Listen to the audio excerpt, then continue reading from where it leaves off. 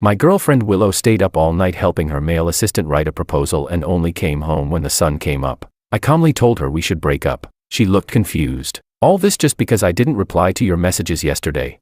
We grew up together, supported each other from nothing, built everything side by side. She was sure I could never leave her. But when Willow could patiently tutor her male assistant late into the night just because of a work problem, when she could kindly drive him home in the rain because he forgot his umbrella, and when she could rush out to his place at midnight because he called to say his apartment was leaking, my feelings for her were worn away, bit by bit. She forgot that I'm someone with an obsessive sense of emotional purity. The engagement ring I had treasured for years, I could throw it away without hesitation. Once someone's soul feels tainted, I can never keep them again. Chapter 1. The door lock clicked softly. Willow was home, with the lingering trace of her expensive perfume filling the entryway. I spoke calmly. We're breaking up. She looked up, her delicate face, beautiful enough to make anyone lose their mind, filled with confusion. All this just because I didn't reply to your messages yesterday.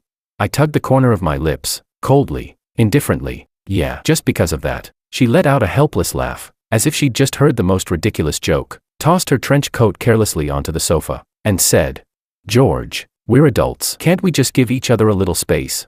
Before I could answer, she naturally walked over, stretched out her arms, and, just like countless times before, tried to snuggle playfully into my chest. Her red lips brushed my ear, her breath warm and fragrant. Don't be childish, she murmured. What do you want this time?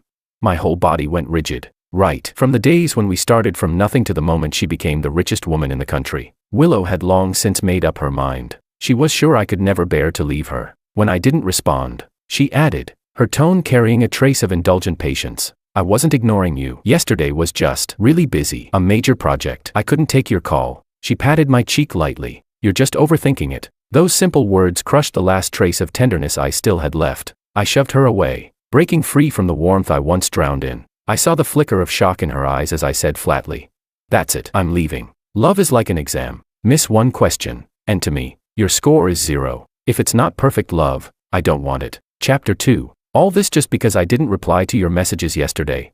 Her tone carried disbelief, as though she had just heard the most absurd joke in the world. The cold morning light fell across her flawless makeup, revealing both perfection and the weariness of someone who always stands above others. Willow sighed, her breath heavy with impatience rather than regret. George, we're adults. Can't we give each other a little more space? Her perfectly shaped brows knitted slightly as she began to explain, yet her tone was that of a superior assigning tasks to a subordinate. I wasn't ignoring you. I was just busy with work, an important project. I really didn't have time. Zip. The sound of my suitcase zipper cut through the air like a blade, slicing apart whatever fragile bonds still existed between us. I stood up, my tall frame brushing past her. As I walked by, I didn't even bother to look at her. That's it, I said flatly. I'm leaving. A cold hand suddenly grabbed my wrist. There was finally a hint of panic in Willow's voice. George, where are you going? Are you going to leave me? I yanked my arm free as if her touch had burned me, looking straight into the face I had once loved to my very core. I spoke each word clearly and coldly. Leave you. A humorless smile tugged at my lips. Willow, remember this. It was you who left me first. My fingertips had barely touched the metal door handle when, click, the lock turned. The door swung open. A young, handsome man stood in the doorway, his expression innocent, a faint, knowing smile on his lips. It was Willow's personal secretary, Makoto. The three of us stood there, frozen in the cramped entryway, a scene so ironic it almost felt staged. My eyes slowly dropped to his hand. In his long, slender fingers, he held a key identical to mine. I laughed, silently, bitterly, until my chest ached. Makoto's gaze flicked briefly toward my suitcase. For a fleeting instant, a glint of triumph flashed deep in his eyes, so quick it could almost be missed. He smiled, eyes curving in practiced politeness, his voice clear and gentle. George, going on a business trip? He stepped aside, as if making room for me, his posture relaxed and confident, like he was the real master of this house. Go ahead, don't worry. I'll take good care of President Liu while you're away. The words "take good care of" were pronounced with deliberate clarity. I didn't even bother to look at him again. I just wanted to leave this disgusting place as fast as possible. But Makoto raised his voice, making sure Willow could hear every word. George, don't be mad at President Liu. She really didn't mean to ignore your messages yesterday. He sighed, feigning guilt, his performance impeccable. It was my fault. I'm the stupid one. The project was important, and I kept messing it up. His tone was full of admiration for Willow Liu. President Liu is so gentle and patient. She stayed up late just to teach me. He looked at me again, his expression full of false sympathy. George, Don't be upset with President Liu over this. And please don't leave home just to prove a point. She's already under a lot of pressure from work, you shouldn't make her worry even more. His twisted words hit me like a bucket of filthy water thrown in my face. And Willow, she just stood there, watching in silence. Not a word, not a single defense. Her silence said it all. She agreed with Makoto. Agreed that I was just an immature man throwing a tantrum, using leaving home as a pathetic trick to win her attention. I laughed, a sound that came from deep in my throat, laced with an icy mockery. Secretary Ito, I said slowly, my voice calm while my gaze sliced through him like a blade, stripping him down piece by piece. You've been working here for 3 months, right? And after 3 months, your proposal still needs the president herself to stay up all night, guiding you hand in hand through every detail. How about this, you return your salary to President Liu? My voice was soft, but every word landed like a slap across Makoto's face. If I were you, I'd be ashamed to take that paycheck. 3 months on the job, still clueless about your work, yet instead of asking your senior colleagues, you waste the president's private time. When it rains, you don't bring an umbrella, and somehow you just happen to bump into President Liu's car at the company gate. Even during our vacation, you always manage to cause urgent problems right on cue. You can't write a proposal, you mess up travel schedules, and when your apartment conveniently floods or loses power, your first instinct is to call the busiest woman in the company. My eyes left him and returned to Willow's cold, expressionless face. Secretary Ito, I continued, are you a man-child? Or is she the only person you know in this entire city? Makoto's face turned ghostly pale. His eyes went wide, full of wounded innocence. George, that's too much. Finally, Willow moved. She stepped forward, shielding Makoto behind her like a mother protecting a frightened child. She patted his shoulder gently, soothingly. He just started this job. It's normal that he doesn't understand everything yet. As his seniors, shouldn't we help him? Then she lifted her gaze to me, her eyes filled with reproach. Why have you become so cold and unfeeling? Behind her, Makoto let out a stifled sob, perfectly timed, perfectly pathetic. In the dead silence of the hallway, the sound grated like nails on glass. I stared straight into Willow's eyes. I've always been this way, I said evenly. Is this your first day knowing me?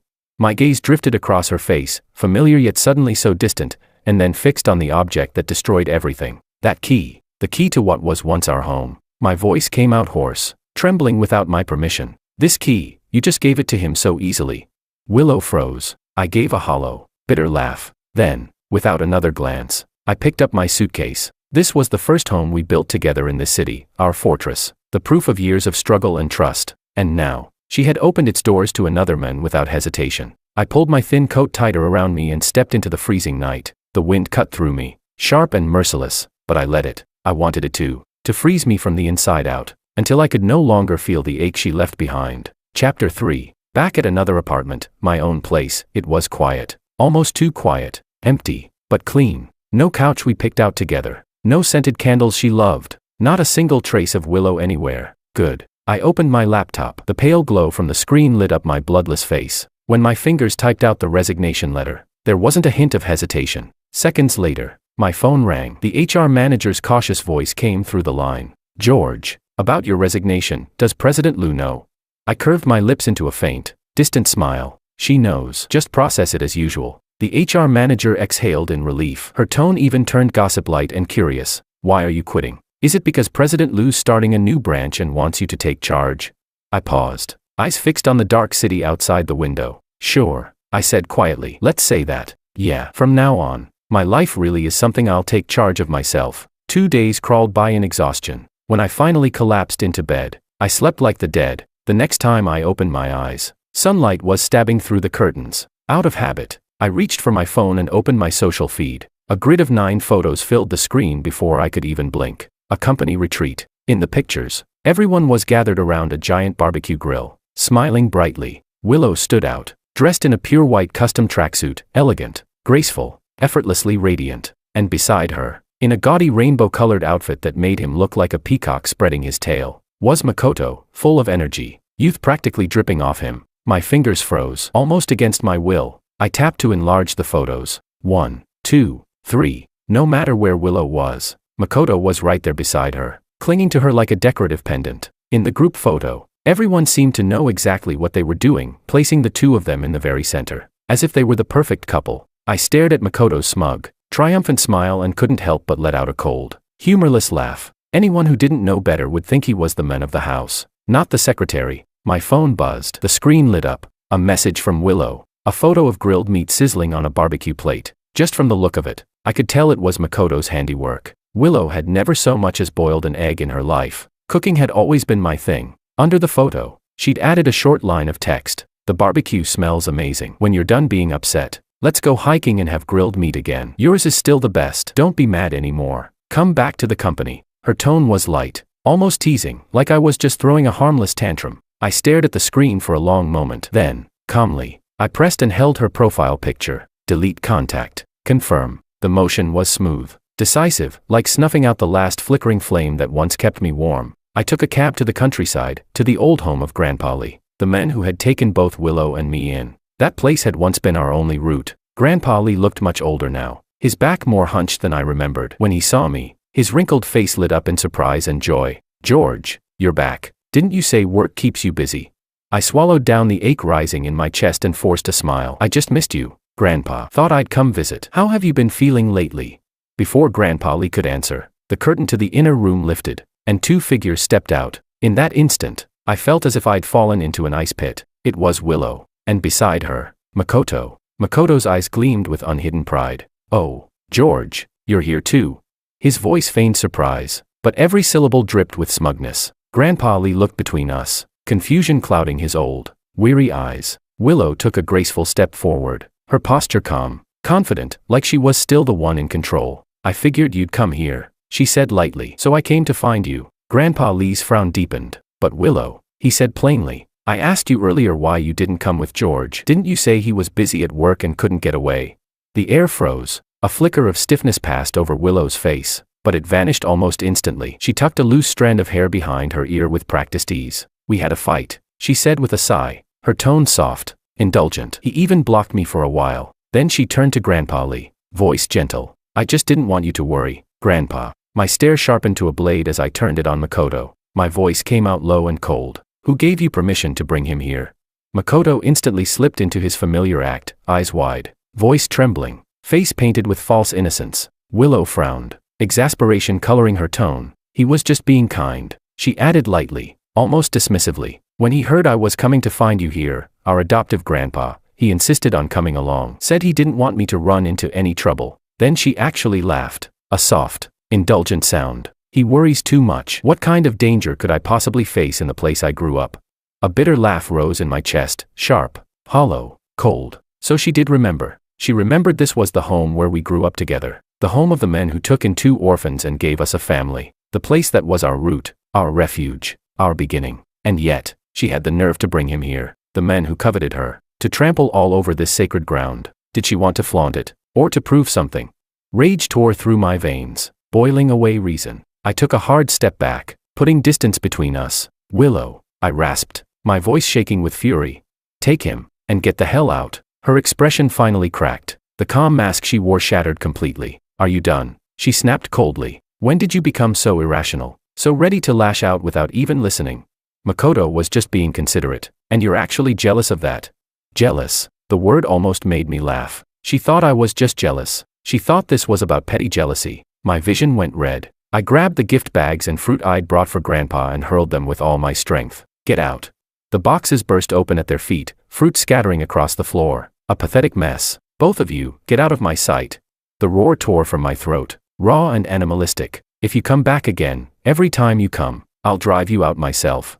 Willow froze, her perfect brows drawn tight, her face pale with anger. She stared at me for a long moment, and in her eyes, there was no pain, no regret, only disappointment and contempt. "You're unbelievable," she said coldly. "Calm yourself, George. You're losing it." With that, she turned sharply and left, still holding her head high. Makoto followed close behind, and as he passed me, the corner of his mouth lifted into a sly, triumphant smirk. They left without looking back. I stood there, chest heaving, my breath coming in ragged bursts. My whole body trembled so hard I could barely stay upright. Then, a frail, trembling hand settled gently on my shoulder. Grandpa Lee. He didn't say a word. He just patted me softly, once, twice, as if afraid I might break. That small, tender gesture, it shattered everything I'd been holding in. All the pain, humiliation, exhaustion, and despair I had buried so deep, burst free all at once. My knees nearly gave out, and in the house that once felt like home, I broke down completely,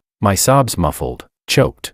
As I cried for everything I had lost. Chapter 4. That night, I didn't go back. The vast city seemed to be cut off from the outside world, and I stayed in Grandpa Lee's house, squeezing onto the not-so-spacious bed with him. Grandpa Lee's aged hand gently patted my back, letting out long sighs. When I first found you two, you were just tiny little things. She looked at you for the first time, and her eyes lit up, like she had found a treasure. Back then, you were like a hedgehog covered in thorns, ignoring everyone, with a terrible temper. But Willow wasn't scared. She loved following you around, constantly telling people that our George was the best looking. She said you weren't ignoring people, you were just new here, and scared. Grandpa Lee's voice gradually lowered. She said, as long as she treated you with her whole heart, one day, you would warm up that ice inside you. I stared out the window, the night like a giant net, trapping me, suffocating me, and keeping me from sleeping. Yes, she warmed it up, and then, how could people change so quickly?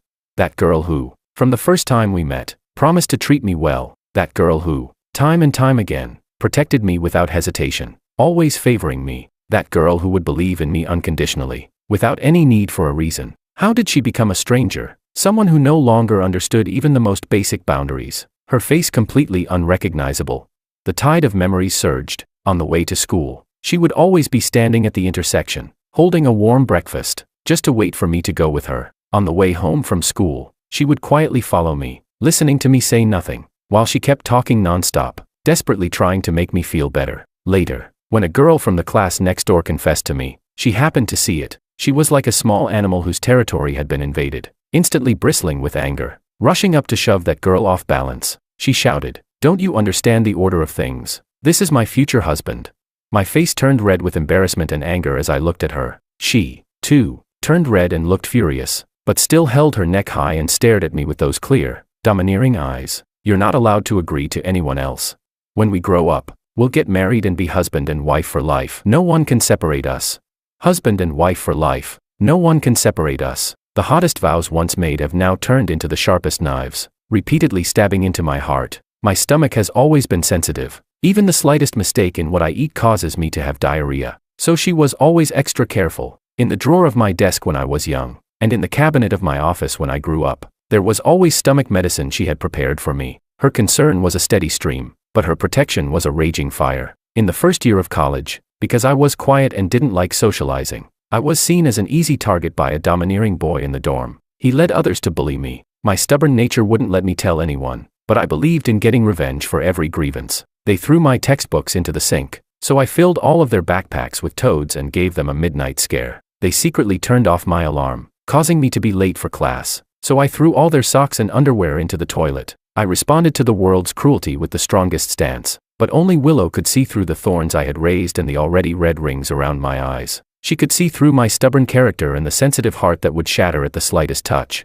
It was only after her repeated questioning that I finally revealed the truth. I thought she would advise me to endure, or come up with some even sneakier ways to deal with it. But the next day, she rushed straight into the boys' dormitory like a gust of wind. Bang! Crash! The sound of things being smashed echoed through the entire building, attracting countless curious onlookers. It was the first time I saw her with such a fierce look in her eyes, staring at that boy with a gaze so fiery it seemed like it would burn him through. "If you dare bully George again, I'll tell the teacher and report it to the higher-ups. I'll make sure you won't be able to finish this semester." Because of this incident, she carried a disciplinary record that followed her throughout her entire college life. I angrily scolded her for being impulsive, telling her that this would ruin her academic record, but she just smiled, tightly gripping my hand and said, "No matter when, always remember, I'm here behind you. I will be your forever support." The college years flew by, and we plunged into the torrent of reality. Seizing the opportunity of live streaming, we rented a small apartment and began our journey of starting from scratch. In the hustle and bustle of socializing, she always stood in front of me, knowing that my stomach was delicate. She blocked every drink offered to me. She'd rather drink to the point of stomach bleeding and be rushed to the emergency room than let me touch a drop of alcohol. And when a business partner, fueled by alcohol, became inappropriate with her, the blood instantly rushed to my head, and my clenched fists would strike without hesitation. She would instantly sober up, slap him hard across the face, and tear up the signed contract on the spot. We were each other's strongest armor and sharpest weapon. Through the winds and rains, we helped each other, relying on one another. Our world, once an underground basement with no sunlight, slowly filled with the warmth of the sun. From a cozy two-bedroom apartment, to a spacious flat in the city center, to a luxurious villa with a swimming pool in the suburbs. But the place we loved the most was still our first small apartment, where all our struggles were marked. I never doubted that she was the one I was meant to spend my life with. Our wedding date was set for next year, but that indestructible dam began to quietly crack after a man named Makoto appeared. He was everything I wasn't. I was solitary and stubborn, while he was youthful and full of energy, like a little sun that would never tire. He might be a bit clumsy, but his words were sweet enough to make anyone sickly, easily winning everyone's favor. From the moment he started working, the office became his accident zone. The printer always jammed for him. The computer always crashed for him. The most important documents he'd always forget to save. A person who didn't even have a driver's license dared to take my car to drive clients around, getting into countless minor accidents. But that Willow, who would once go against the whole world for me, now appeared as patient as a saint. She never scolded him, just casually saying, "Fresh graduates need time to grow." We were like that too. I told myself this, trying to suppress the inexplicable irritation in my heart. I thought it didn't really matter, until the first weekend after he started. That day marked our 10th anniversary with Willow. Just like in previous years, we were at that exclusive couples restaurant downtown, the one that's nearly impossible to book, enjoying a serenity that belonged only to the two of us. The candlelight flickered, tracing her profile with a softness filled with mystery. When the waiter finished the final note on the violin, he slowly pushed toward us a cake topped with strawberries. The air smelled of cloying sweetness, just like the years we had spent together. I took her hand and leaned in to blow out the candle that symbolized another year. At that moment, bang! The door of the restaurant was flung open violently, and a figure completely out of place burst in, shattering all the romance in the room. It was Makoto. Like a lost fly, he came straight to our table, ignoring my cold stare. He grabbed Willow's sleeve in one swift motion. His hand rested shamelessly on her forearm. "President Liu, it seems there's an issue with the project. Could you return to the office to fix it?" he said hastily, his tone carrying just the right mix of nervousness and feigned helplessness. The temperature around me plummeted to freezing. The smile in my eyes turned to solid ice. "You're a secretary. If you can't do your job properly, do you expect your boss to clean up your mess?" My voice was cold, every word a strike. Makoto seemed intimidated by my presence. He shrank back, and as if seeking protection, clung even closer to Willow. "I'm sorry, George.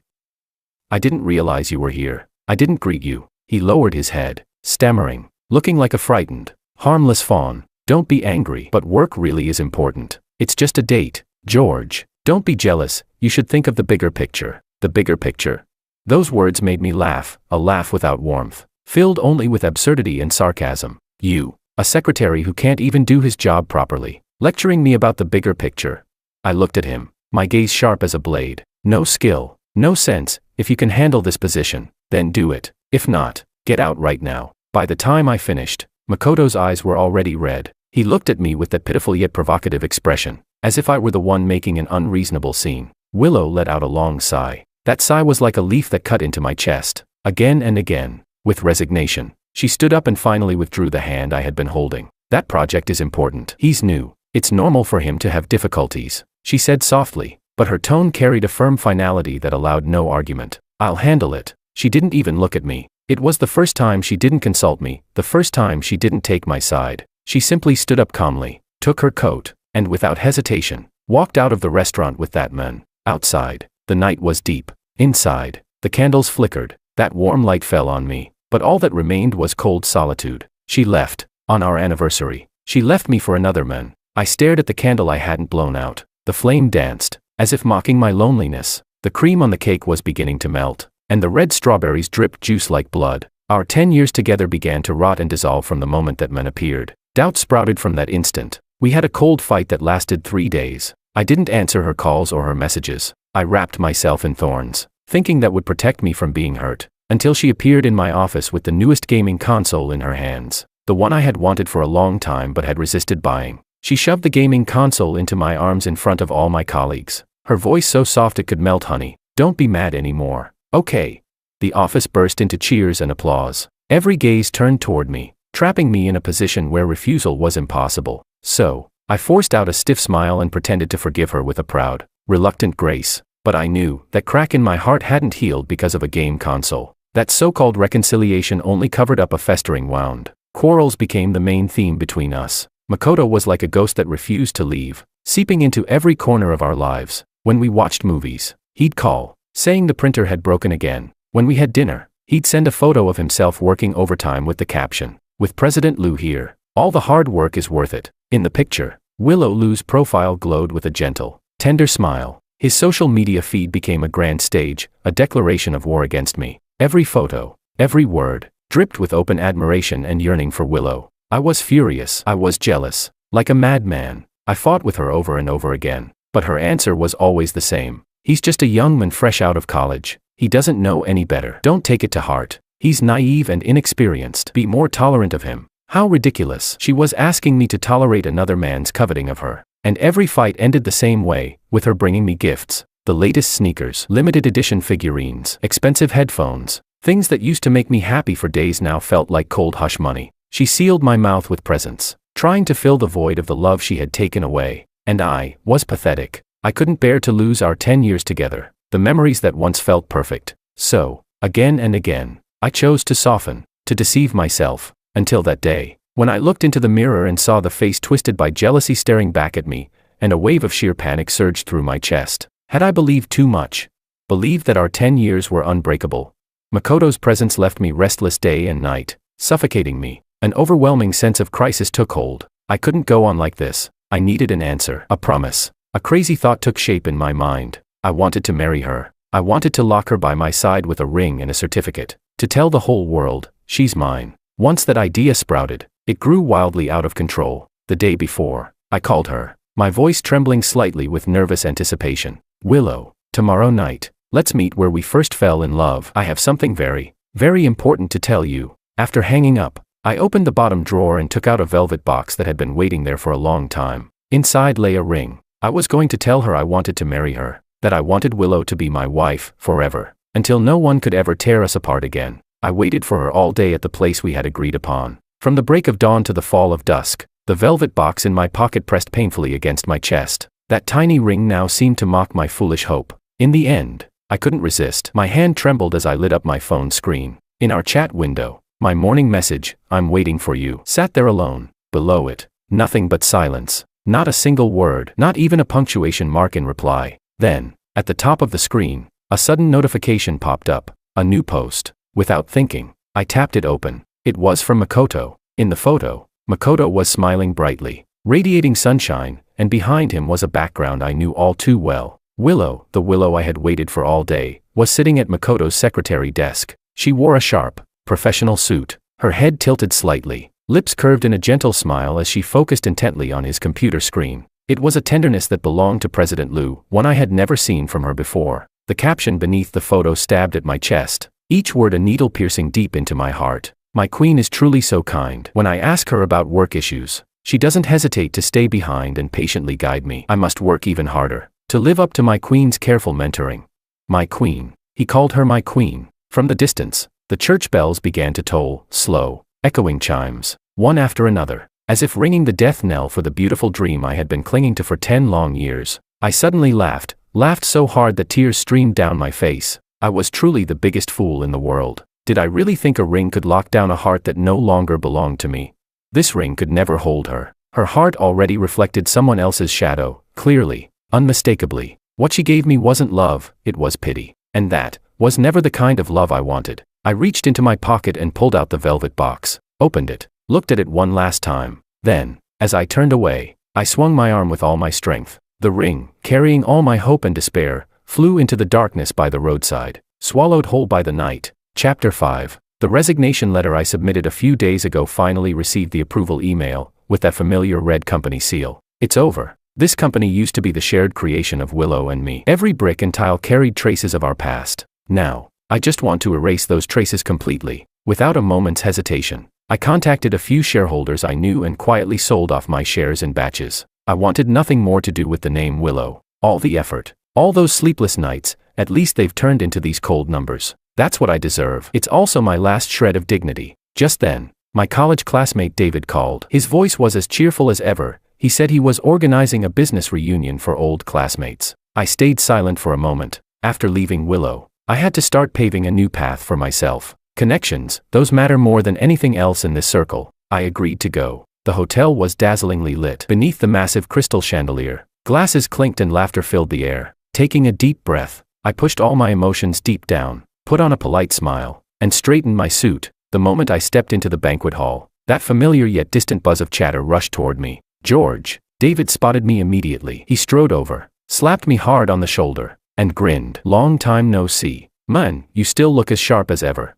His hearty laugh was full of the warmth of reunion. Seeing an old friend again melted a bit of the coldness in my chest. I forced a smile and exchanged pleasantries with him. After a few minutes of small talk, David's eyes instinctively glanced behind me, filled with confusion. Where's Willow? Didn't she come with you?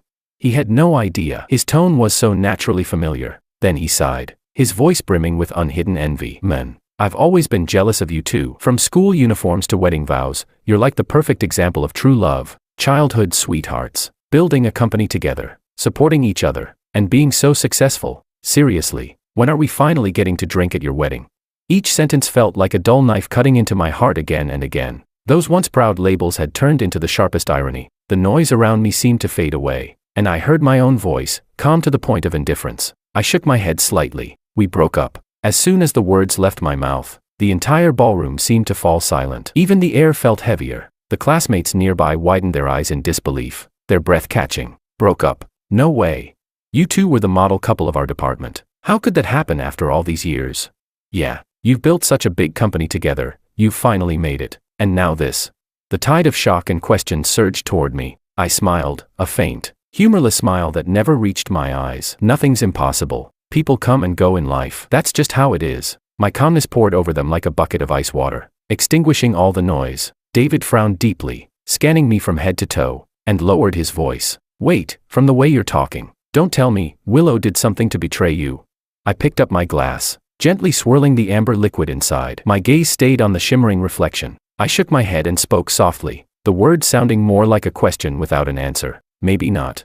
That single, weightless word I uttered hit David like a hammer. He opened his mouth as if to ask more, but when he met the dead silence in my eyes, he swallowed the words back down. He could tell I didn't want to talk about it anymore. And just then, the heavy, carved wooden doors of the banquet hall swung open from the outside. The lively chatter instantly fell into an eerie silence. A stunning figure strolled gracefully inside. It was Willow. And behind her, following step by step like an inseparable shadow, was a man, Makoto. My eyes stayed on her for barely a fraction of a second before I looked away, expressionless, but she, as if equipped with radar, came straight toward me. Makoto followed closely behind, not daring to leave her side. George, she greeted me with that all too familiar gentle smile, reaching out as if nothing had happened, trying to take my arm. Come on, don't be childish. Why did you block me? You've been angry long enough. Can't you just let it go? I'm apologizing now. Okay.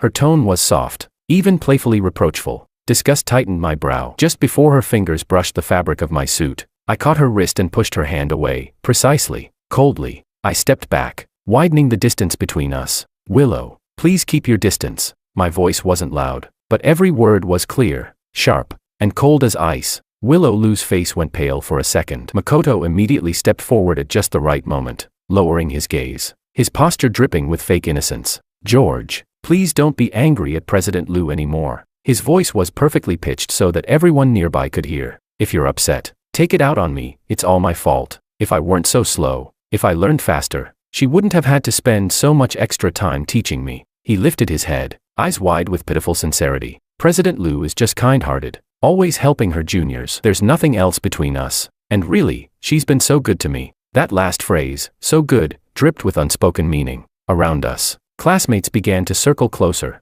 eyes darting between us with curiosity, judgment, and intrigue. David's face had turned dark as storm clouds. He jabbed me hard in the arm and muttered through clenched teeth. George, who the hell is this guy? I gave a faint, humorless smile, my gaze cutting past Makoto's act and landing squarely on Willow. Aren't you going to introduce him? My voice was calm, but it sliced cleanly through the suffocating silence. The man beside you, what exactly is his identity? Coming here to our class reunion. Willow's warm smile froze for a heartbeat, so brief it could have been a trick of the light, before she quickly smoothed it over with practiced grace. This is my secretary, Makoto. Her expression and tone were flawless, polished. He just graduated and isn't very experienced yet, but he's hardworking. He begged me to let him come and see what a professional event is like. I thought it'd be good exposure, so I brought him along. The classmates exchanged uneasy glances, eyes shifting between the three of us, but no one dared to speak. I nodded slowly, as though I'd just heard a moving story. President Liu truly has a saint's heart, always so eager to guide the younger generation. I let out a laugh, one that sounded polite but was cold and sharp as a blade. To have a boss like you, he's truly blessed beyond measure. Every word was dipped in sarcasm, each one landing like an invisible slap across both Willow's and Makoto's faces. I couldn't be bothered to keep watching their little performance. I turned to leave, but that fool, Makoto, clearly didn't know when to quit. He actually stepped forward and grabbed my arm. George, please don't be angry anymore. His face was on the verge of tears, a perfect imitation of a pretentious coquette. At a reunion like this, you should at least give President Liu some face. As her boyfriend, how could you embarrass her like that? He deliberately emphasized the word boyfriend, then straightened his posture, puffing his chest with smug satisfaction. President Liu is really amazing. Look at this suit I'm wearing. She picked it out for me herself. She said it makes me look more presentable, more elegant. I almost laughed from sheer disbelief at his audacity. Lowering my gaze, I looked at the hand clutching my arm, as if it were something filthy. Then, unhurriedly, I pried his fingers off one by one and said evenly, "Well, isn't that wonderful?" Pulling my arm free, I gave him a cold, razor-edged smile. Make sure President Liu gives you a bonus later. After all, it's rare these days to find a boss who personally picks out clothes for her male secretary. I paused, leaned closer to him so only the three of us could hear, and said clearly, word by word, "Since you two seem to have such a close working relationship, next time, don't forget to have President Liu help you pick your underwear too." The color drained from Willow Liu's face in an instant. She could no longer keep up her gentle facade. "George." Her voice turned sharp, tinged with both anger and panic. "What kind of nonsense are you spouting?"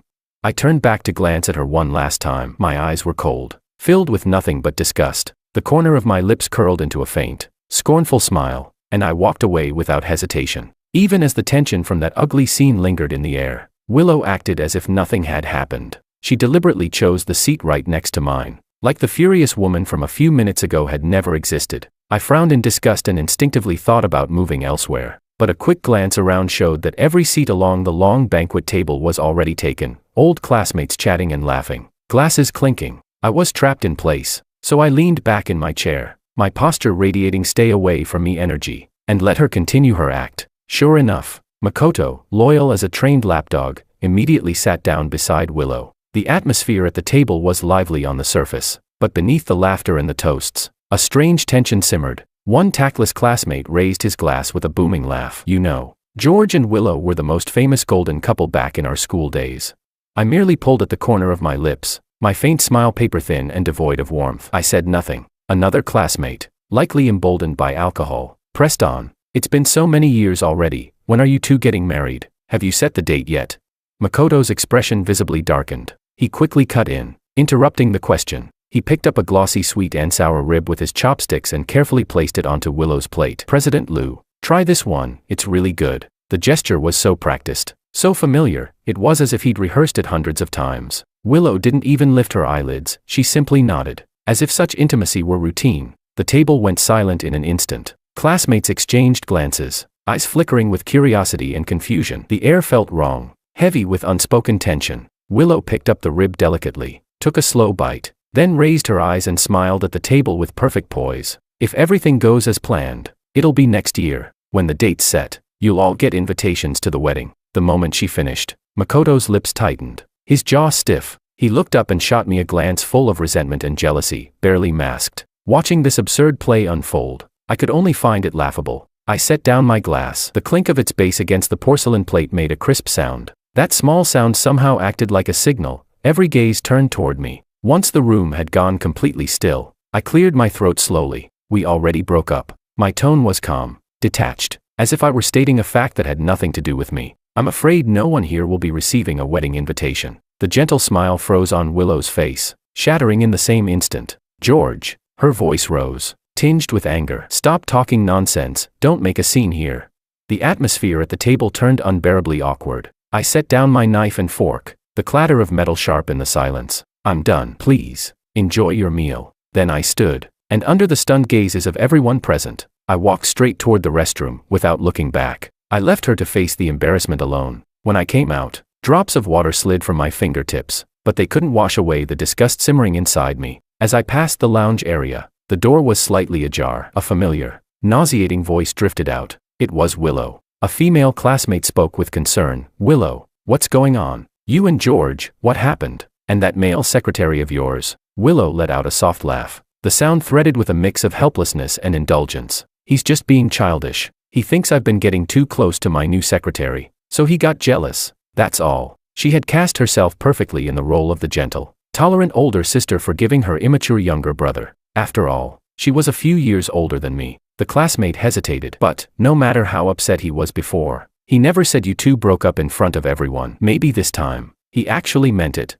A brief silence followed. Then Willow's confident, commanding tone filled the air, every word heavy with control. Impossible. We grew up together, we're each other's family. No one in the world knows him better than I do. He promised he'd marry me, stay with me forever. He can't live without me. She paused, and her voice softened into something almost tender, sweet, even. And I can't live without him. Standing outside the door, listening to her delusional self-convincing, my expression didn't flicker. It was like watching a bad one-woman show. I took a step forward, walked past the doorway without even glancing inside, unwilling to waste a single look. When I returned to the banquet hall, the noise had resumed, but beneath that surface chatter, the air rippled with awkward curiosity. The dinner was nearly over. Classmates gathered in small groups, whispering among themselves. I found a seat in the corner, uninterested in any of it. I pulled out my phone and scrolled aimlessly, isolating myself from the room. But of course, someone just had to come looking for trouble. Makoto approached, holding a wine glass and wearing that trademark fake smile.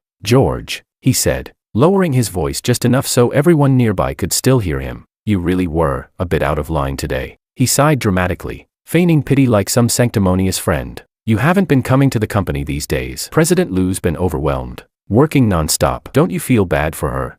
Then, as if unable to resist, his tone shifted, smug pride leaking from every word, his chin practically lifting toward the ceiling. "I've been staying late with President Lu every night lately, helping her with work until midnight." A few curious gazes instantly turned toward us. I stared at his smug little face, and the corner of my lips lifted into a smile, cold and sharp. I rose to my feet slowly, every motion deliberate, like a scene played in slow motion. It drew everyone's attention. "Makoto," my voice echoed through the now silent hall, "to flaunt being a Keptman so proudly, tell me, is that some kind of fetish? Does breaking up someone else's relationship make you feel accomplished?" The moment those words left my mouth, the air froze solid. Makoto's smug face went from red to white, then to an ugly purplish hue. He exploded, shouting so loudly his voice cracked. "What did you say, George? Who the hell are you calling a Keptman?" I kept my expression cold, and without hesitation, raised my hand. Slap. The sound cracked through the hall like a gunshot, sharp, clean, echoing. Willow happened to walk in just then. She froze at the sight, her face darkening instantly as she strode toward us, heels striking the marble with sharp clicks. "What's going on here, George? What are you doing?" Her voice was sharp and icy, brimming with accusation. Makoto immediately ducked behind her like a frightened child, eyes reddened, his tone trembling with well-rehearsed fragility. "President Lu, I just wanted to talk to George. I told him not to stay mad over you and me, but then he started calling me a Keptman and he hit me." Willow's expression hardened, frost settling between her elegant brows. She turned to me, her eyes full of open disappointment and reproach. "He's a man, George. How could you humiliate him like this in front of everyone? Apologize to him, right now." I looked at her, this woman glaring at me with righteous fury, shielding another man behind her like I was the villain, and strangely enough, I didn't feel a spark of anger, just amusement. It was like watching a meticulously directed farce full of gaping flaws. I let my gaze drift past her, scanning the room. "When I hit him," I said slowly, "everyone here was watching." My tone was even, unhurried, almost lazy. "Why don't you ask them what he said that earned him that slap?" Willow's brows knit tighter, her aura sharp with authority as she swept her cold gaze across the room. But the moment her eyes met theirs, every classmate looked away, averting their gaze, shifting awkwardly in silence. No one spoke. That silence was the clearest answer of all. A cold laugh escaped my lips, each word I spoke landing squarely on Willow's heart. "He said that while I was away from the company these past few days, you were staying up late working overtime with him. He also said I was being unreasonable, making things difficult for you." My eyes swept over Makoto's pitiful face behind her, my tone laced with pure derision. "So tell me, when a Keptman gets so proud of himself that he dares flaunt it right in front of the real one, doesn't that deserve a slap? Tell me, Willow, did he, or did he not, earn it?" Willow's face turned pale, her lips trembling slightly before she finally turned toward Makoto. Her voice carried a faint, pleading note she probably didn't even notice herself. Did you really say that?" Makoto shrank behind her, stammering through his crocodile tears. I only said it because I felt bad for you, President Liu, you've been working so hard lately. I just wanted George to stop being angry at you. His ability to twist the truth was truly masterful. Willow, finding her perfect excuse, let out a long sigh, one that carried exhaustion and a trace of disdain. She first turned gently to Makoto, softening her tone. George is my boyfriend. I know you mean well, but talking to him that way was disrespectful. Be more careful next time. Then she turned back to me, her elegant face once again wearing that superior, judgmental calm. Makoto didn't mean any harm. George, you, slap. The sound split the air like a crack of thunder, louder, sharper, and far crueler than before. The entire hall went dead silent. Willow's hand flew to her cheek, now red and swelling fast. Her pupils shrank, disbelief flooding her expression. George, you hit me. Her voice broke into a high, trembling cry. I looked at her, and in that moment, the last trace of misplaced affection in my heart burned away to ash. You want me to apologize? What a ridiculous joke. My gaze was ice cold, cutting like a blade as it swept across her and the men behind her. A kept man who covets what isn't his and meddles in other people's relationships deserves a slap, and a woman with no sense of boundaries, who cheats in spirit, deserves to wake the hell up. Each word dropped heavy, deliberate, like a hammer striking the hearts of everyone in the room. Willow, we're done. Don't come near me again, and don't you ever bring this disgusting excuse of a man into my sight. A cruel smile curved my lips, because if I see you again, I'll hit you both again. I didn't spare them another glance. Turning around, I even managed a polite smile toward the stunned faces around us. Sorry for the scene, everyone. Willow and I have broken up. As for why, well, you've just witnessed it yourselves. I apologize for ruining the evening. I have things to take care of, so I'll head out first. We'll catch up another time. In the suffocating silence that followed, I calmly picked up the coat draped over my chair and put it on. Then, without looking back once, I walked out, leaving that sickening farce behind me. Chapter 6. After George left, the grand banquet hall sank into a suffocating silence. The air turned to ice, thick, heavy, impossible to breathe. Makoto's tear-streaked face twisted into an indignant pout. He bit his lip stubbornly, refusing to let his tears fall, but that pitiful act, once so convincing, now looked hollow and revolting in the eyes of everyone watching. David couldn't take it anymore. His chest rose and fell sharply, fury flashing in his eyes. Willow, do you even realize how ridiculous you've been acting? Do you see what kind of place this is? It's our class business reunion. Tell me, since when was your secretary one of our classmates? You claim you brought him here to gain experience. Out of all the events in the world, you had to bring him to this one. Don't insult our intelligence. It's obvious you just wanted to parade him around in front of George. David's voice was the spark that lit the fuse, and the room exploded. Exactly, a woman's voice rang out sharply, trembling with pent-up anger. Everyone's been holding it in all night. It's about time someone said it. Anyone with eyes could see what he's after. Willow, are you really that blind? Or just pretending not to notice? A male classmate snorted coldly. What a perfect match, a cheating woman and a shameless man, coveting what isn't his, flattering his way into someone else's relationship, and still daring to show off in front of the person he wronged. Disgusting. Absolutely no shame. And to think he was one of the top students in college. What a disgrace. Makes you wonder what kind of parents raise a man like that. One sentence after another, whispers that had been bottled up for too long, now poured out like acid, drowning Willow in them. The side of her face, still burning red from George's slap, throbbed painfully, each pulse a reminder of her humiliation. But these words, these cutting, merciless accusations, burned even deeper than that slap. Her face turned from pale to ashen, trembling with humiliation and rage. Enough, she finally shouted, her voice cracking as it echoed through the room. Just stop talking. It's my fault, I should have been more careful. She drew in a shaky breath, her voice trembling with frustration and defiance. But I did not cheat. I didn't do anything wrong to him. Ha! David's laugh was cold and scathing. So unless you sleep with someone, it's not cheating. Why don't you ask anyone here, who could accept their partner being that close, that intimate, with someone else?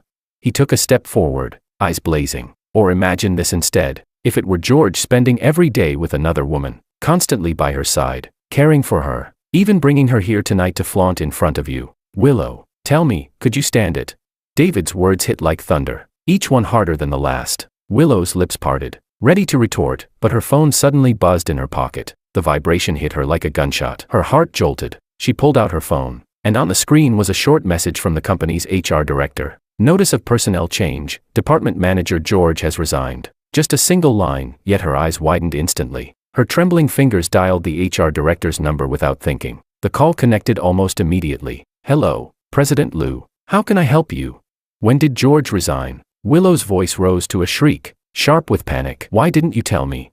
The HR director sounded utterly confused on the other end, innocent and baffled. I did ask George about it, President Liu. He said you already knew. I even asked if he was going to head a new branch office, since he mentioned starting something independently, and he didn't deny it. So I assumed you two had already discussed it. Discussed it? He thought she knew. She could still feel the sting of his slap, hear the chill of his voice. His only discussion with her had been a breakup and a blow across the face. Willow's whole body trembled with rage. She slammed the phone shut with a sharp click, her fury boiling over. But before she could even process the blow she'd just received, her phone chimed again. Ding. The screen lit up once more. This time, it was a message from another company shareholder. No extra words, no explanation. Just a single photo, one that stabbed straight into her eyes. It was a picture of a share transfer agreement. Black ink on white paper, crystal clear, and right there in bold print, George's name. All 50% of the company shares he once held had been quietly sold off, bit by bit, to the minor shareholders. He hadn't just left, he'd pulled the rug right out from under her. George had completely withdrawn from her company. The realization struck her like thunder. Her knees weakened, her body swaying uncontrollably. The sting on her face, the whispers and mockery ringing in her ears, all of it suddenly felt absurdly trivial, because this was his real revenge.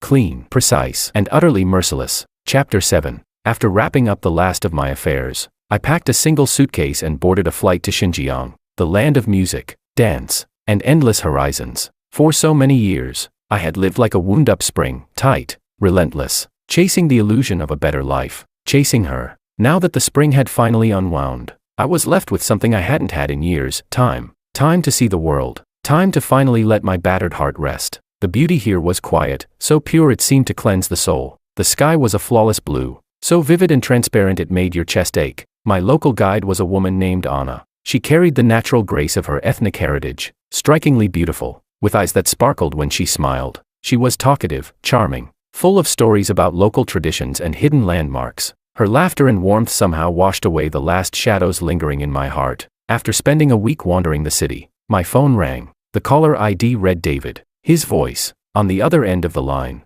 felt like it came from another world. George, has Willow tried to contact you?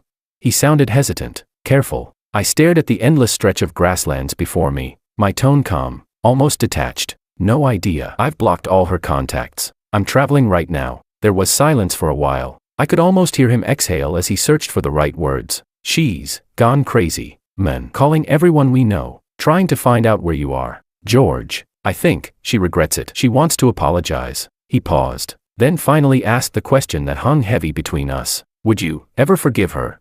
Forgive?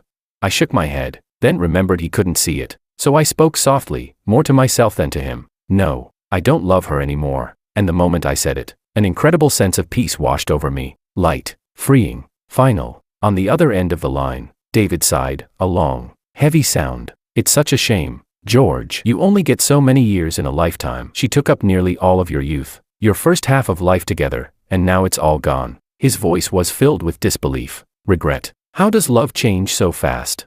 I turned my back to the setting sun. Before me, the grasslands stretched endlessly, waves of green rippling in the wind. I let out a quiet sigh, without resentment, without sorrow, only acceptance. People, I said softly, are the most changeable creatures in the world. Human hearts shift and twist. They're unpredictable. That's just the way it is. David's voice grew low, heavy. I don't think Willow will give up so easily. She's obsessed. She even tried to pull strings to check flight records. She might actually come find you. The wind brushed past my ears, cool and clean, carrying the scent of open fields. I smiled faintly, though my eyes stayed calm and distant. Xinjiang is vast. If she wants to find me, let her try. I didn't come here to hide from anyone. I came here to find peace for myself. Whether she comes or not, it doesn't matter anymore. On the other end of the line, David sighed again and started telling me what happened after I'd left the reunion. He said that after I walked out, that man, Makoto, had the audacity to keep pestering Willow, pretending to look pitiful as he tried to cling to her. But Willow, he said, had changed completely. Her eyes went cold, and she shook his hand off with a single motion, telling him to get lost and stay away from her forever. Makoto lost it right then and there, started shouting like a madman in front of everyone. But Willow didn't even spare him a glance. She just turned on her heel and left, never looking back. I listened quietly, as if hearing someone else's story, something that had nothing to do with me anymore. Everything about them, those names, Those scenes fell on my ears like faint echoes. No anger, no sorrow, not even nostalgia. When I didn't respond, David's tone turned bitter, edged with frustration. Can you believe her? She's completely out of her mind. Only when it's all gone does she finally realize what she's lost. People never cherish the happiness they have in their hands. They have to crush it to pieces first, then cry and scream about regret. His voice still echoed faintly when, behind me, another voice broke through the wind. A voice both hesitant and trembling with disbelief. George? I froze mid-step, bringing the phone back to my ear. I said calmly, David, I'll call you later. She's here. Before he could react, I hung up. Then I turned around slowly, and there she was, Willow, stumbling toward me, almost tripping in her haste. In just a few days, she looked like she'd aged years. The light in her eyes was gone. Her once perfectly styled hair now a tangled mess. Gone was the radiant, decisive President Lou everyone admired. She stopped a few feet in front of me, chest heaving, gasping for breath. When she spoke, her voice was raw and trembling, full of panic and disbelief. Why did you quit your job, George? Why did you sell all your shares? Why can't I reach you? Why did you block me on everything, every number, every app? I met her bloodshot, desperate eyes, and, to her shock, smiled. A small, quiet smile. Calm, distant, because we broke up. Willow, when a relationship ends, it should end cleanly. I didn't want any more entanglements, so I left the company. As for the shares, I paused, my tone level, almost businesslike. They were the reward for my youth, the years I spent building that company. I simply took what I earned. As for blocking you everywhere, I looked her straight in the eye, my voice soft but unyielding. I think a proper ex should be just like the dead, completely gone from your life. My gaze didn't waver as it met her trembling pupils. I won't interfere with your new life, so please, stop showing up in mine. That's all there is to it. I never agreed to break up. George. Willow's voice cracked, rising into a hoarse shout. Her red-rimmed eyes blazed with stubborn denial, trembling with desperation. I let out a quiet, humorless laugh, like someone hearing an absurd joke. Willow, I said lightly, it's a breakup, not a divorce. I don't need your consent. Willow's eyes were bloodshot and blazing with unwillingness as she demanded. Is it just because I didn't reply to your message that day? I told you, I was busy with work. She stepped closer, voice thick with tears and grievance. Don't you think you're making a mountain out of a molehill? Yes, I answered that single word, clear and certain, shattering every comforting lie she'd been clinging to. Because of that day, I told you in advance, one day before, that I had something extremely important and asked you to keep the time free. Then on that day I messaged you before dawn, waiting all day full of hope. But you, from morning until dusk, an entire day, I waited until the sun went down, and you never sent me a single reply. My tone was like a blade forged in ice, each syllable slicing away at the last of her defenses. You say you were working, but be honest, were you doing your own work? You were helping Makoto solve his project crisis. He's your subordinate, that's his job, not yours. You stood him up for a whole day. Not a single message for me, so I broke up with you. I watched her face drain of color and spoke slowly and deliberately, making sure every word landed. Am I being clear? Willow, I'm no longer your first choice. A flawed treasure to me is no different than a stone on the roadside. I don't want a tainted love. I turned my head slightly toward the last sliver of sunset on the horizon and let out a wry, weary smile. You know me. Since childhood, I never tolerate even a grain of sand in my sight. Willow drew a deep breath. Her fingertips went white from gripping too hard. She forced herself to hold back the collapse. George, I swear I haven't done anything to hurt you. A faint, barely noticeable plea undercut her words. My relationship with Makoto was really just a senior helping a junior, trying to help him grow, to shoulder some burden for the company. I didn't cheat. You can't just sentence me to death. Sentence me to death. I laughed, as if hearing the most absurd joke. A cold curve touched my lips. Willow, in your mind, does cheating only count if it's physical? I despise physical cheating, but emotional cheating, that disgusts me even more. I stared at the woman I had once loved to the marrow, now so alien, as if separated by oceans and mountains. After more than 20 years together, I never imagined I would use such poisonous words to gouge her heart. But perhaps I'd forgotten something about myself. I had always been solitary and cold. It was she who had, with the warmth of a sun, slowly melted the ice around me. And now, she had pushed me back into that bottomless, frozen pit with her own hands. Yes, you didn't physically cheat. My voice was calm, so calm it cut deeper than rage ever could. But you did enjoy his worship, didn't you? You let him cross boundaries again and again, using work as an excuse to get closer. When you abandoned me for his so-called project crisis. When you let him into your home, into your kitchen, cooking for you. When you put him first, solving all his problems before even thinking of mine. When you defended him, again and again, calling me petty, jealous, cruel with my words. Willow, my heart didn't die all at once. It died a little every time you ignored me, every time you blamed me. 3 feet of ice doesn't form in a day. A heart doesn't go cold overnight. These things pile up, one small cut after another, like a frog boiling in warm water, until the pain finally sets in. And by then, the love's already turned to ashes. That's all there is to it. Just as my words faded, the sound of light footsteps approached. Anna had come back, holding 2 cups of chilled yogurt, her clear eyes full of confusion. She looked from my frostbitten face to Willow's tear-streaked one, clearly unsure what kind of storm she'd just walked into. And in that instant, at the sight of her, I felt my tension melt away, as if someone had loosened a knot in my chest. I gave her a gentle smile, one born of simple gratitude. Reaching out naturally, I took a cup from her hand. Willow's eyes, red and raw, locked on Anna like a cornered animal. Her fingers trembled as she pointed, voice sharp enough to slice through the quiet dusk. Who is she? You've been in Xinjiang for days. Have you been with her this whole time? Is this why you broke up with me? Because you already had her? Her voice rose higher with every word, wild with humiliation and rage. George, are you the one who cheated first? Slap. The sound cracked through the air, louder, sharper than the last. The world went still. I lowered my hand, watching the red mark bloom across her cheek, and said coldly, Willow, don't measure me with your restless heart. My tone was glacial. She's my tour guide, nothing more. If she's just your tour guide, Willow screamed, clutching her face, trembling on the edge of hysteria. Then why, George, why are you doing this to me? All this, just because I didn't reply for one day. You broke up with me over that. I've already apologized. What more do you want from me? I looked at her, this woman unraveling before me, and felt no pity, no anger, only silence, only emptiness. Drawing in a deep breath, I let the cold air burn its way through my chest. Do you know, I said slowly, what I was planning that day, the day I sent you those messages? Her cries stopped. She froze, eyes wide, lips trembling, but no sound came. I let out a soft, bitter laugh. You see, even now, you don't ask. You don't even care to ask. The Willow I used to know would have treasured every word I said, every breath. My gaze drifted past her to the far horizon, where the last streaks of sunset were fading into night. Willow, I said quietly, the weight of it pressing into the silence.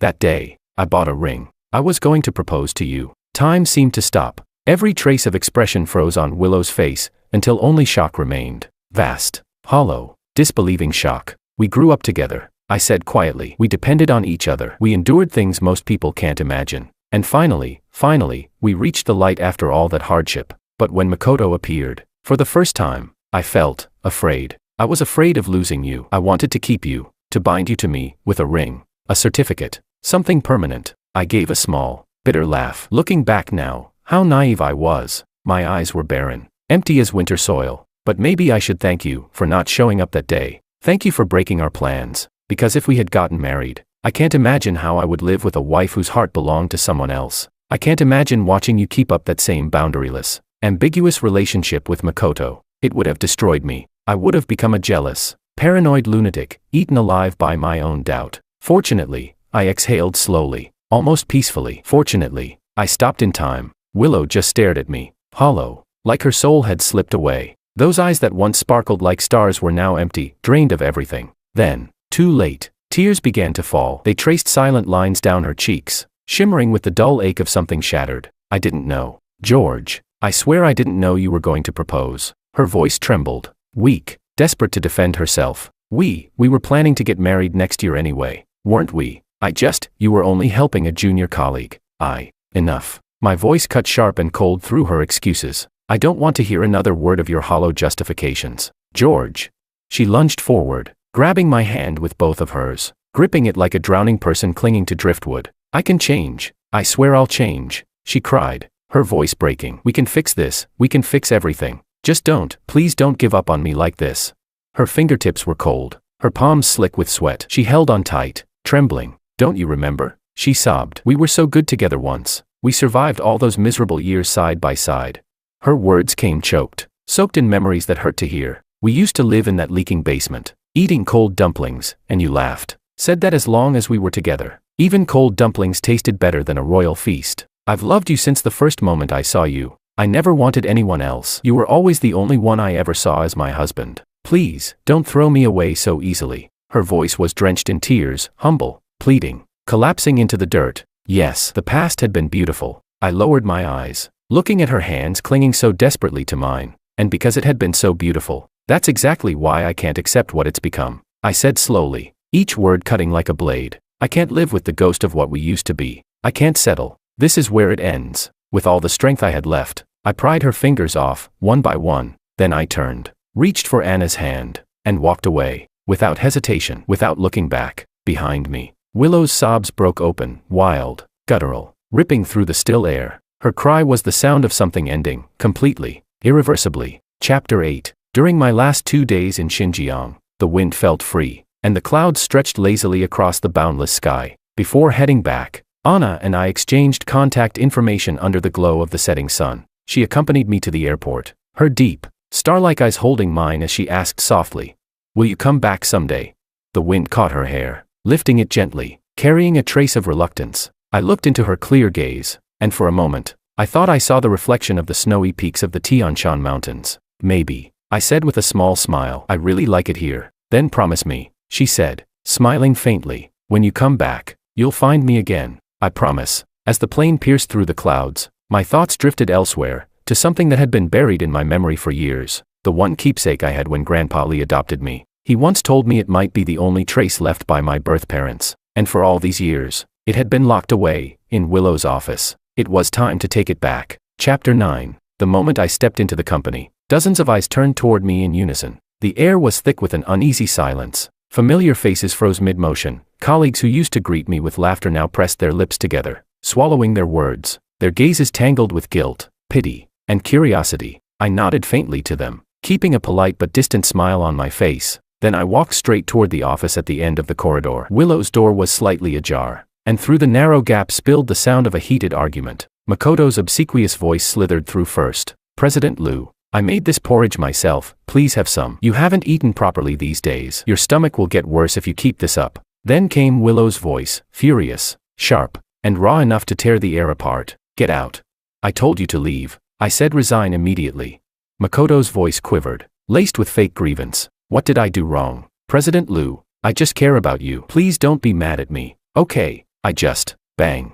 The crash was deafening, the sound of porcelain shattering against the floor, exploding into fragments. Makoto yelped, his voice high and panicked, dripping with humiliation. I said, "Get out. Do you not understand human language?" I stood outside, listening to everything with a blank face and a silent heart. Then, without hesitation, I raised my hand and pushed the door open. The chaos inside froze instantly. Willow, standing amidst the wreckage, her chest heaving, her expression wild, looked up at the sound, and when her eyes met mine, the raging inferno behind them went out in an instant. In its place, something else flickered to life, something fragile, bright, almost childlike. She shot up from behind the desk, almost stumbling, and rushed toward me. The same eyes that moments ago had burned with fury were now brimming with trembling delight and desperate hope. "George, you're back." Her voice trembled as she spoke, laced with a nervous, tentative sweetness. "You're not mad at me anymore, right? I promise I won't ever again." Halfway through her sentence, Willow's eyes flicked toward Makoto, and panic instantly clouded her face. I have nothing to do with him, really. He just came to deliver something. I didn't even take it. I already told him to resign. He's the one who refuses to leave. Please don't misunderstand. You." My expression didn't change. "There's no need to explain." I cut her off flatly, voice calm and cold. "I'm just here to take back my pendant." The word pendant seemed to drain the last bit of life from her. Willow's face went completely white, all the color fleeing in an instant. You're taking it back," she whispered, her lips trembling, her voice so soft it almost shattered. "You really don't want to have anything to do with me anymore, do you?" I looked at her, eyes as still and dry as a desert. "Let's just say that's the case." That faint, effortless reply was the final straw that broke her. Willow lunged forward, grabbing my arm with desperate force, her nails digging so deep I could feel the sting through my sleeve. "George, don't sentence me to death." Her tears burst forth, raw and uncontrollable, spilling down her face as her voice cracked. "Please, give me a chance to make it right. I know I was wrong before. It was me. I had no sense of boundaries. I hurt you. I was blind." She clung to me like a drowning woman clings to air. "Please don't end it like this. I'll change. I swear. We can go back to how we used to be." President Liu. A sharp voice split the air like glass breaking. Makoto's face was red with fury. He pointed at me, voice shaking with anger and wounded pride. "This isn't your fault. Why do you have to humble yourself like this? George isn't worth it. He's got a terrible temper. He never appreciates you. You're always the one making up to him. Always walking on eggshells. Why are you lowering yourself for him? Willow spun around, eyes blazing through her tears. Shut up, she screamed. Her hand whipped through the air and struck his face with a sharp crack that echoed painfully through the office. Who gave you permission to talk about George like that? Makoto's head snapped to the side. He clutched his burning cheek, staring at her in disbelief and humiliation. His voice shook when he finally spoke. President Liu, you're so incredible, so talented. Why do you have to be so weak for him? In this relationship, you're the one who's always giving, always suffering. Why should he get to take everything for granted? He never finished the sentence. A sudden blackness swept across his vision as my fist connected with his jaw. The dull thud of bone meeting flesh filled the silence like thunder. Had enough, I said coldly, shaking out my hand. Makoto stumbled back 2 steps, a smear of blood glinting at the corner of his mouth. He glared at me, hatred twisting his features. At the open doorway, the air was thick with gasps. A crowd of stunned co-workers frozen in place. I met Makoto's venomous stare and let out a low, scornful laugh. And who the hell do you think you are, to judge what was between us? A social climber so desperate to move up that you'd sleep your way there. And you think you're worthy to speak about love?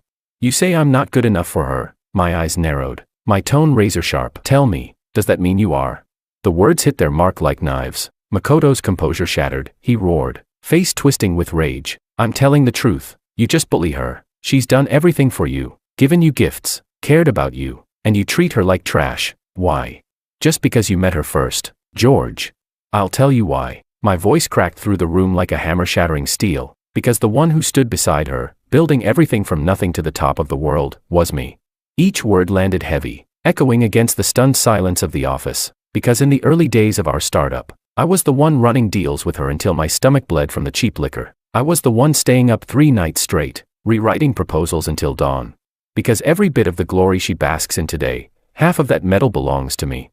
I took a slow, deliberate step toward Makoto, my eyes cold and scorched of all emotion. You think you know her? You think she's the victim here? You speak like some moral savior, so righteous and pure. Tell me, if she weren't the high and mighty President Liu, if she had nothing, no power, no title, would you still wag your tail behind her like a dog begging for scraps? What happens between me and her is none of your damn business. Yes, we broke up, but that doesn't mean every random clown gets to pass judgment on what I gave to that relationship. Know your place, pretty boy. Makoto's face turned the color of bruised flesh. He shouted hoarsely, his pride splintering. What did I do wrong? I'm just going after the person I love. In a relationship, the one who isn't loved, that's the real third wheel. Crack. Another fist connected. This one was harder, merciless. I could almost hear the bones shift beneath my knuckles. Willow stood frozen beside us, watching in silence. She didn't defend him. She didn't stop me. Her silence sliced through all 3 of us, cold, invisible, deadly sharp. I let out a low, humorless laugh. You're right, I said slowly. Makoto's eyes widened in confusion. In love, I continued. The one who isn't loved is the third wheel. You schemed. You stirred up trouble. You sowed doubt between us. Now that we've broken up, the spot you dreamed of is wide open. But tell me, does she love you?